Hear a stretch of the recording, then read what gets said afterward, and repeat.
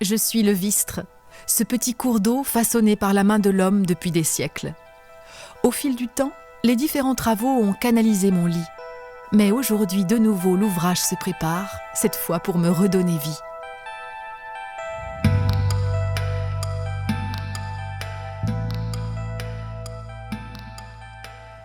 Grâce à la mobilisation d'un syndicat de rivières, 5 grands projets de revitalisation ont vu le jour.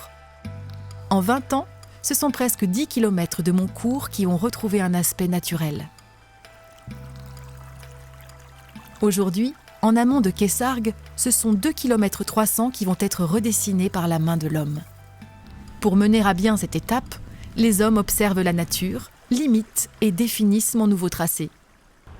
C'est ainsi que Flamina Kung imagine mon futur visage et le concrétise pour l'adapter à mon hydromorphologie.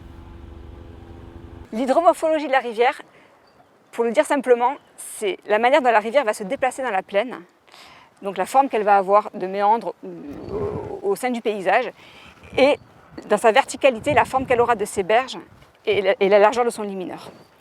L'hydromorphologie de la rivière, c'est la résistance de l'hydraulique, les crues, de la matière qu'elle transporte, les sédiments, les cailloux, et de la pente de son lit. Est-ce qu'elle est très pentue comme en montagne ou au contraire très, très douce comme en plaine. La caractéristique du Vistre, c'est que c'était un cours d'eau qui est dans une plaine où la pente est quasiment nulle, où elle transporte des matériaux qui sont plutôt fins. Donc naturellement, c'est une rivière qu'on appelle une rivière à méandre, hydromorphologiquement.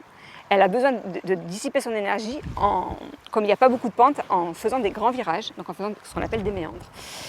C'est ce qu'elle faisait avant qu'on la rectifie, et effectivement, le fait de la rectifier fait que la dissipation de l'énergie va se faire verticalement, et c'est pour ça qu'en fait elle s'enfonce. C'est dommageable d'un point de vue hydraulique, c'est dommageable d'un point de vue écologique, parce qu'il n'y a plus du tout de vie, et plus du tout de connexion entre la plaine et le lit mineur. Donc on a comme ça une banalisation des habitats aquatiques et des habitats terrestres, et un appauvrissement très fort écologique. Pour dessiner le tracé de la rivière, on part des contraintes du site. Donc, la place qui est à notre disposition pour pouvoir faire le projet.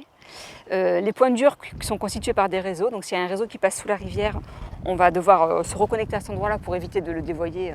Et après, pour choisir le tracé, le dessin vraiment des méandres, on va s'inspirer des cartes anciennes qui vont nous donner quelle est la forme originelle de ces méandres. Qu'est-ce que cette rivière-là faisait avant qu'on la rectifie. Il est difficile de partir vraiment sur le vrai tracé originel, là où elle passait vraiment avant, d'une part parce qu'on ne sait souvent pas, et ensuite parce que là où on a des dessins de tracés anciens, mais ce n'est pas forcément là où concrètement on peut passer parce qu'on n'a pas le foncier, parce qu'il se trouve qu'il y a un petit bois juste un peu plus bas, où c'est là qu'il passait, et en fait si on veut refaire passer la rivière ici, on va détruire tout ce bois, donc ça n'a aucun intérêt, donc il vaut mieux refaire cette forme de l'autre côté. Une fois mon tracé défini, arrive le temps des grands travaux. Cette opération délicate nécessite dans un premier temps de supprimer les espèces invasives comme les cannes de Provence pour laisser place aux engins de terrassement qui vont terrasser la zone. Fabrice Accardo, en tant que chef de chantier, est chargé de coordonner la mise en œuvre de mon nouveau tracé. C'est un chantier de terrassement propre et dur, c'est du décapage de terre végétale. Ensuite, il y a un mouvement de terre, donc c'est le terrassement du cours d'eau en lui-même, en l'occurrence sur ce chantier.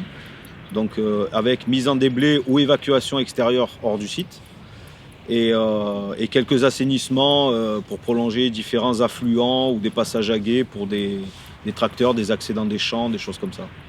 Là, comme vous voyez derrière nous, donc, c'est le nouveau chenal qui a été terrassé.